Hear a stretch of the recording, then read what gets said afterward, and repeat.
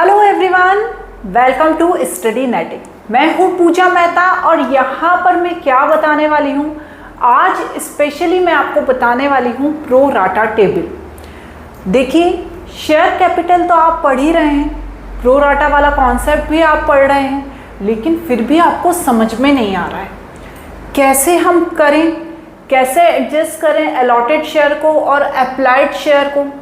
बिल्कुल कुछ भी समझ में नहीं आ रहा है, बड़ा डिफ़िकल्ट टॉपिक लग रहा है। लेकिन आज यहाँ आपको मैं ये जो टेबल बताने वाली हूँ, प्रो राटा टेबल, इस टेबल से आपको ये कॉन्सेप्ट बहुत इजी लगने लगेगा।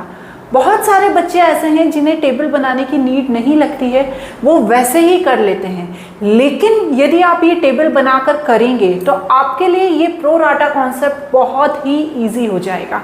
तो बिना देर किए हम समझ लेते हैं प्रो राटा टेबल को कि किस तरह से टेबल को बनाकर आप जल्दी से इसके क्वेश्चन सॉल्व कर लेंगे।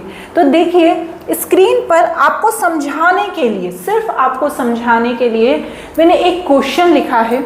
क्या है क्वेश्चन, देख लेते हैं इस क्वेश्चन को। XYZ लिमिटेड ने इशू किए शेयर 50,000।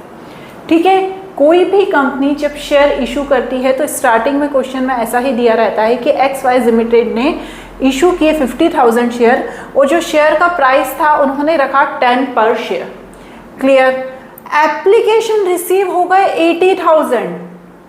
उन्होंने जब इशू किए शेयर, सब्दुल बताया कि भैया हम 50,000 शेयर इशू कर रहे हैं, लेकिन हमें एप्लीकेशन रिसीव हो गए कंपनी को 80,000। अब इसमें से कंपनी ने क्या किया, 20,000 शेयर वर रिफंडेड। ठीक है, मतलब 20,000 जो शेयर थे उनका जो पैसा था, ठीक है ना, शेयर्स मनी भी लिख सकते हैं, शेयर्स मनी क्वेश्चन में ऐसा दिया होगा। ये तो मैंने ही क्वेश्चन बनाया है तो मैंने मनी भूल गई मैं लिखना। 20,000 शेयर्स मनी वर रिफंडेड मतलब क्या है, ध्यान से समझिए क्वेश्चन को। प्रो राटा कॉन्सेप्ट का ये कुछ भी नया नहीं है। 50,000 शेयर के लिए उन्होंने क्या किया था, एप्लीकेशन निकाला था, इशूड किए थे, लेकिन 80,000 के लिए एप्लीकेशन आ गया। मतलब कितना एक्सेस आ गया, 30,000 एक्सेस आ गया। क्या, एप्लीकेशन, सिर्फ यहाँ एप्लीकेशन की बात कर रहे हैं हम। ठीक है, 30,000 एप्लीकेशन एक्सेस आ गया। इसमें से इन्होंने बोला कि 20,000 हम रिफंड कर देंगे। रिफंड का क्या मतलब है, हम बोल देंगे उन शेयर होल्डर से कि हमें माफ़ कीजिए, हम आपको अपने शेयर्स नहीं दे सकते, आपने जो हमें पैसा दिया है। अब आप बोलेंगे मैडम पैसा कहाँ से आ गया। जब भी कंपनी कोई शेयर इशू करती है तो वो सबसे पहले जितने भी शेयर के एप्लीकेशन जब वो रिसीव करती है, तो एप्लीकेशन ऐसा नहीं है कि आपने एक फॉर्म भर के फिल करके दे दिया कि हम आपके शेयर खरीदेंगे। वो उस एप्लीकेशन के साथ साथ ये जो एप्लीकेशन मनी है वो भी मांगती है। ठीक है, कंपनी जो पैसा मांगती है वो कई तरह से मांग सकती है, एप्लीकेशन पे, अलॉटमेंट पे, फर्स्ट कॉल पे, फाइनल कॉल पे। लेकिन जब कोई शुरुआत में आपके यहाँ अप्लाई करता है एप्लीकेशंस के लिए, तो उसको जो एप्लीकेशन फॉर्म फिल करने के साथ साथ एप्लीकेशन मनी भी उसको देनी पड़ती है। तो यहाँ पर एप्लीकेशन मनी कितनी है, 3 रुपीज़। तो जितने भी शेयर होल्डर, मतलब ये जो 80,000 एप्लीकेशन आए हैं, तो 80,000 एप्लीकेशन के साथ आपके पास ये 3 रुपीज़ पर एप्लीकेशन की मनी भी रिसीव हो गई है। लेकिन हमें चाहिए तो 50,000 ही थी। अब ये तो बहुत सारे लोगों ने हमें पैसा दे दिया है, पर हमारे पास तो इतने शेयर ही नहीं है, हम क्या करें।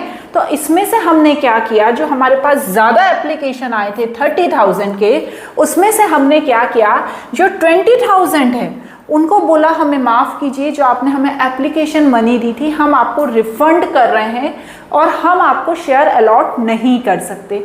लेकिन अभी भी मैडम 10,000 हैं, अभी भी 10,000 शेयर हमारे पास ज़्यादा हैं, क्योंकि हमने तो 50,000 किया था, आए 80,000, 20,000 वापस कर दिए और 10,000 अभी भी बचे हुए हैं। तो अब इन जो 10,000 शेयर की जो मेरे पास एक्सेस मनी है उसका मैं क्या करूँगी।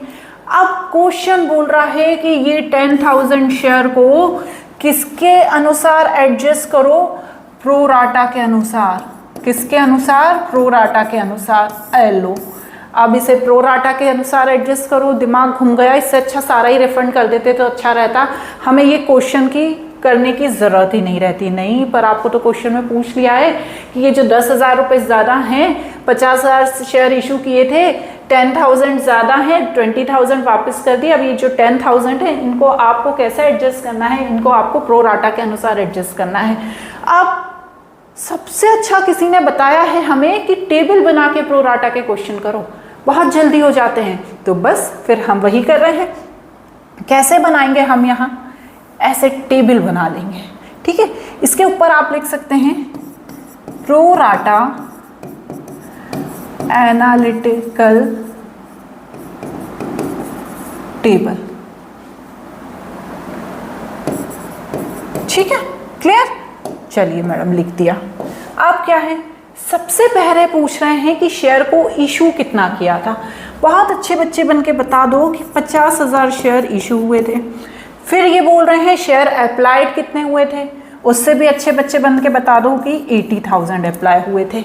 लेकिन यहाँ पर आपको 80,000 डायरेक्ट नहीं लिखना है, क्योंकि यहाँ पर कहानी ये है कि 80,000 में से मैंने 20,000 रिफंड भी कर दिए हैं, तो मुझे उसे अलग से बताना पड़ेगा।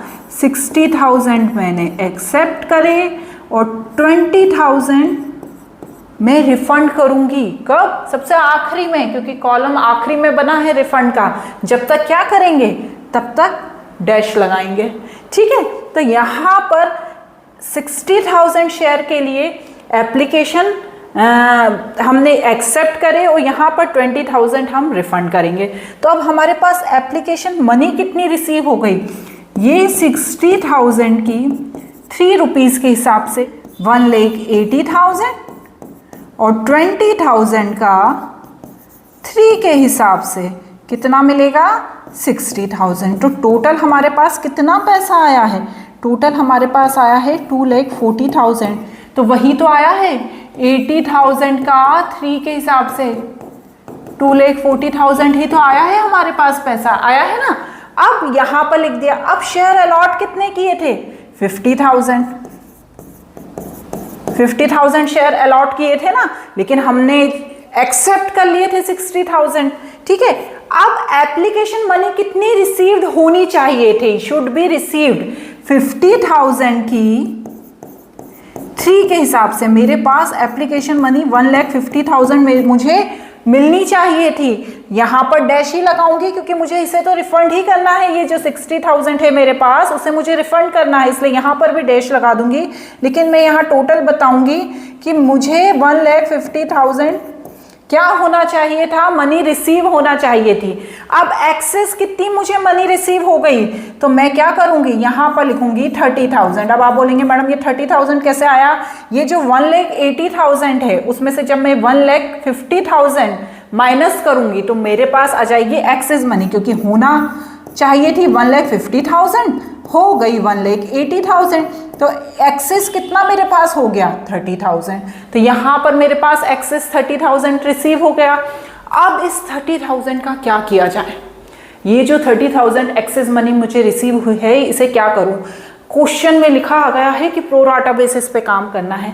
तो अब मैं क्या करूँगी, ये जो 30,000 है इसे मैं अलॉटमेंट के साथ एडजस्ट करूँगी, ठीक है। कैसे, यहाँ नहीं लिखना है, यहाँ पर सिर्फ हमें 30,000 लिखना है जिसे हमें अलॉटमेंट के साथ एडजस्ट करना है, और यहाँ पर भी मुझे नीचे 30,000 लिख देना है। अलॉटमेंट पे मांग रहे हैं 4 रुपीज़, तो 50,000 का 4 रुपीज़ के हिसाब से 2 लाख मुझे अलॉटमेंट का पैसा कंपनी को लेना है सारे शेयर होल्डर से।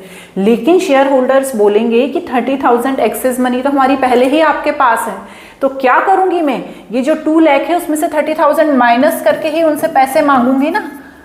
पूरे तो वो पैसे देंगे भी नहीं, उनका भी थोड़ा सा दिमाग चलेगा, बोलेंगे कि नहीं 30,000 तो हमारे एक्सेस हैं ही। तो हम इसे किसके साथ एडजस्ट करेंगे, अलॉटमेंट के साथ सबसे पहले, क्योंकि हम एप्लीकेशन के बाद सीधा अलॉटमेंट ही मांगेंगे। तो यहाँ पर अलॉटमेंट मनी एडजस्टमेंट में मैं 30,000 लिख दूंगी। जितना आपको अलॉटमेंट पे एडजस्ट करना है वही मनी यहाँ लिखेंगे। यदि उसके बाद भी यहाँ एडजस्ट करने के बाद भी सपोज आपकी एडजस्टमेंट का अमाउंट यहाँ पे 30,000 की जगह होता 2,50,000, तो 2 लाख मैं अलॉटमेंट पे एडजस्ट कर लेती हूँ, 50,000 लेके मैं फिर फर्स्ट कॉल पे चली जाती हूँ। तो यदि आपके पास ज़्यादा पैसा है तो आप फर्स्ट कॉल पे एडजस्ट करो, और ज़्यादा पैसा है तो फाइनल कॉल पे एडजस्ट करो। लेकिन यहाँ तो सिर्फ 30,000 है तो हमने अलॉटमेंट पे एडजस्ट कर लिया।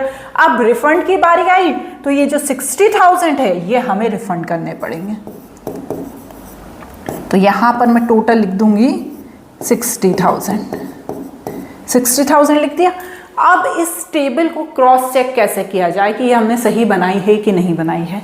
तो यहाँ पर जो एप्लीकेशन मनी रिसीव हुई है, थोड़ा सा मैं ऊपर कर देती हूँ, देखिए कितनी रिसीव हुई है, 2,40,000। कितनी रिसीव होने चाहिए थी, कितनी हमने एडजस्ट करी और कितनी हमने रिफंड करी, उन तीनों का टोटल सेम आना चाहिए। तो 1,50,000 को 30,000 में ऐड कीजिए प्लस 60,000 में ऐड कीजिए। तो देखिए आप करके देखिए, मेरा कैलकुलेटर पता नहीं कहाँ चला गया। तो यहाँ पर आ गया 2,10,000 प्लस 30,000, 2,40,000 हो गया।